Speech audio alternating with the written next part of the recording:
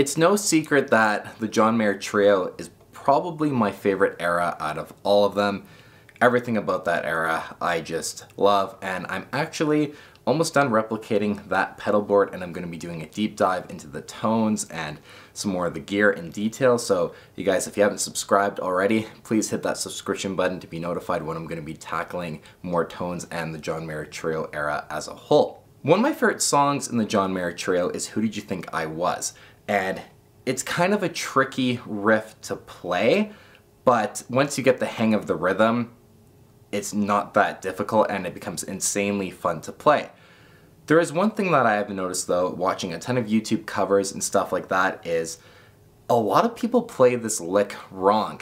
And it's a very simple mistake, but a lot of people play it wrong nonetheless. And there's actually one rather prominent YouTube teacher who's even taught it wrong. And I thought it was really interesting to see that and be like, you guys are missing how it's actually played. So on today's episode, I thought I'd do a really brief breakdown of how to play the Who Did You Think I Was riff properly. Let's get into it. As for the gear in today's episode, I'm using my 2011 John Mayer Signature Stratocaster.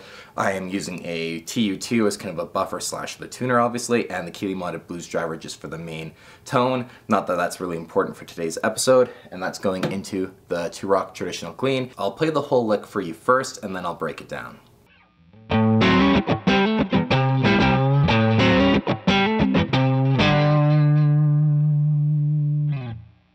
Now the Who Did You Think I Was riff is comprised of pretty much the same pattern that repeats. However, during the intro there are two different endings to the riff that repeats over and over again, and the mistake happens during the ending parts here. And essentially they all revolve around going between the C note and this G note, or the C and the D. And it's in here where the confusion lies and the mix-up occurs.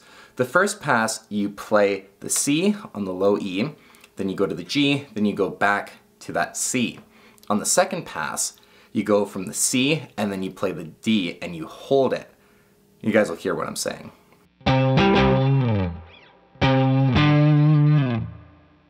Now the mistake is where people do not play that G note and will keep going back to that D.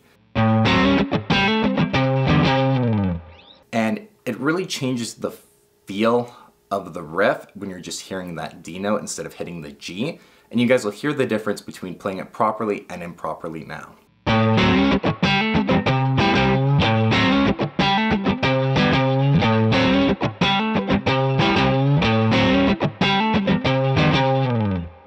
And there you guys have it. That was a really quick video. I just have been doing an extra deep dive into the John Mayer Trio lately, and even checking out different content that's on YouTube related to the trio, and this is something that stood out to me as something a lot of people haven't been playing totally correct, and especially considering this first part is what eventually just repeats throughout the entire song. It does change the feel and just the overall sound, obviously, when you're changing the notes, and you could technically be playing the entire riff throughout the song wrong. So I thought, why not show you guys how to correct that small but important detail. And if there's any content you guys want to see from me, especially John Mayer Trio related, leave a comment down below, because I'm going to be doing a massive kind of mini-series almost, or just pumping out a lot of videos related to the trio in the future. I could teach you guys how to play the entire riff, maybe some tips and tricks around getting the rhythm correctly. Just let me know in the comments down below. And as always, thank you guys so much for watching.